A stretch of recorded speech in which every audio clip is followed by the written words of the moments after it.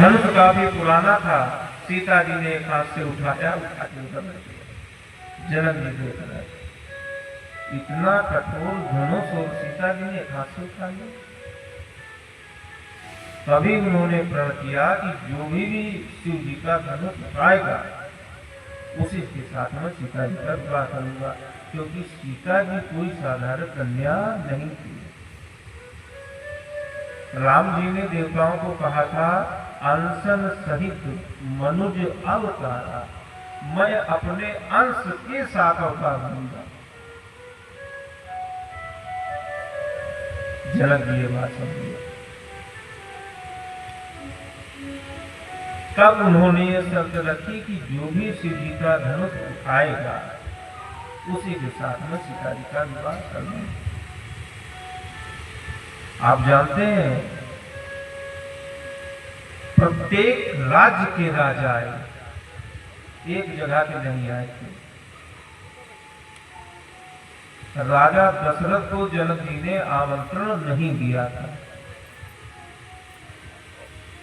उसका कारण यह था कि एक बार राजा जनक के राज्य में अकाल पड़ गया। किसी को मालूम है कथा? मालूम हो तो ये सच है, राजा जनक ने दशरथ को आमंत्रण नहीं दिया।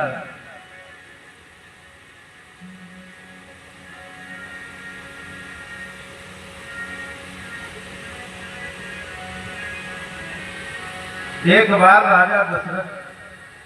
राजा जनक के राज्य में अकाल पड़ गया। अकाल विद्वानों से पूछा गया कि महाराज ये अकाल कैसे समाप्त हो? विद्वानों ने कहा, अगर राजा दशरथ आपके राज्य में आ जाए तो आपके राज्य में जलवृष्टि होगी। राजा दशरथ उस समय चक्रवर्ती सम्राट थे और धर्मज्ञ थे। भगवान का जन्म उन्हीं के यहाँ होता है जो धर्मज्ञ होते हैं, दयालु होते हैं, भगवान के भक्त होते हैं और सबसे प्रेम करते हैं। उनके यहाँ प्रभु का अवतार होता है। राजा दशरथ ने विचार किया कि मैं अनुष्ठान में हूँ, जप में हूँ। राजा दशरथ ने अपने एक सेवक को भेज दिया जनक के राज्य में, और जैसे ही वह सेवक पहुंचा वैसे ही जलवृष्टि होने लगी। राजा जनक ने यह विचार किया कि अगर मैं राजा दशरथ को आमंत्रण दूं, और उन्होंने फिर किसी सेवक को भेज दिया और उसने धनुष उठा लिया, तो क्या होगा? हमको सीता का विवाह उसके साथ करना पड़ेगा, क्योंकि दीप दीप के भूपति नाना, वहां पे सभी राजा थे। आए सुनी हम जौपन ठाना,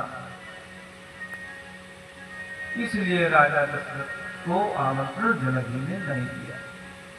यही कारण। जनक जी ने अपनी प्रतिज्ञा सुनाई। अब जितने थे सब अपना अपना बाहुबल आजमाने लगे। एक ने कहा कि मैं तो धनुष तोड़ूंगा, तो उसने कहा तुम ना तोड़ पाएगा। तो दूसरे ने कहा जे तोड़ेगा उससे लड़ेंगे, उसको मारेंगे, उससे ले लेंगे। इस प्रकार से आपस में वार्तालाप हो गई। सब उठे, उठाए, जाए धनुष के पास, उसको स्पर्श करे, उठा ना पाया, कोई नहीं उठा पाया। अरे उठाने को छोड़िए, तिल भरी भूमि भी न सके शनाई, किसी ने तिल मात्र भी भूमि से धनुष को हद हो गई। तब जानते हैं 10,000 राजा इकट्ठे उठे। भूप सहसो दसो एक ही बार, भूप सहस दस एक ही बार,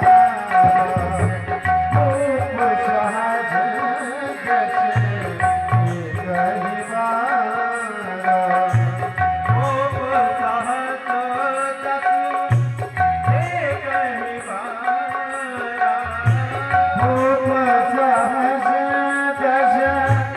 एक ही बार।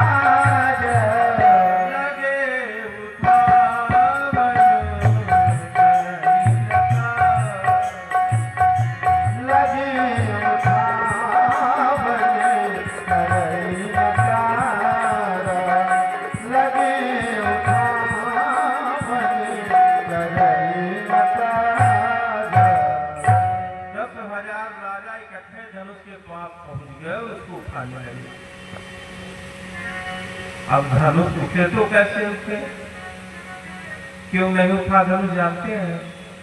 डगही न शंभु, डगही न शंभु सरासन कैसे, कामी वचन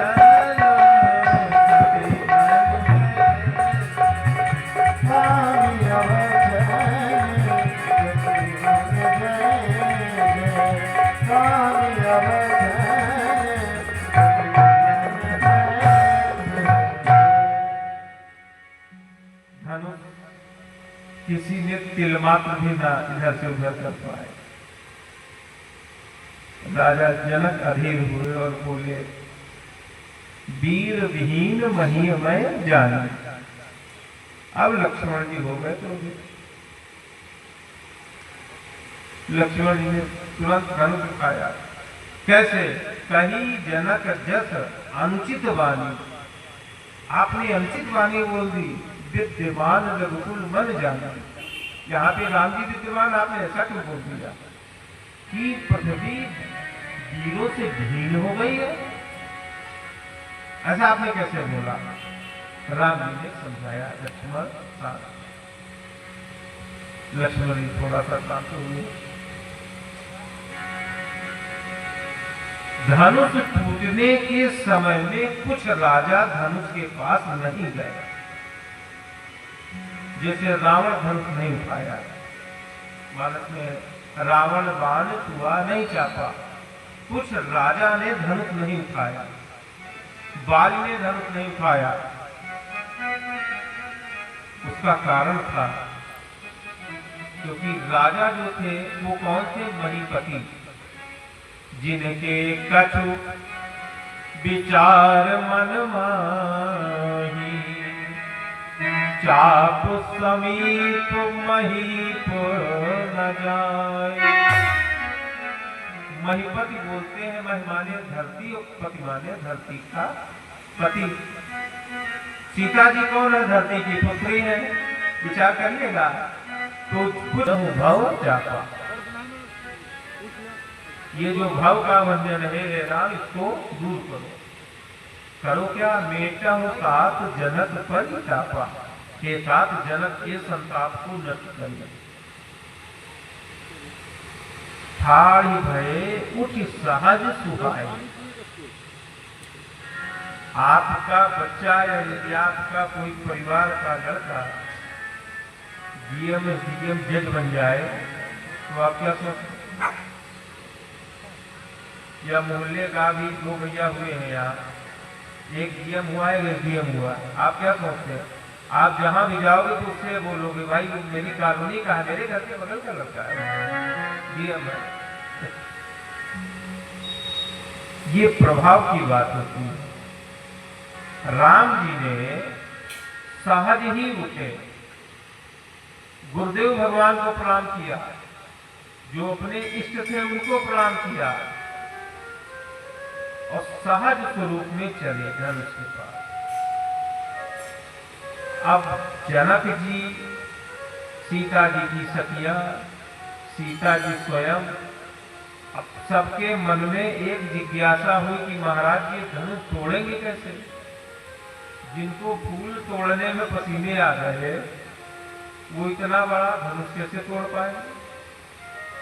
अब सीता जी व्याकुल हुई और गणेश जी का स्मरण किया। गणनायक वरदायक देवा, आज लगी की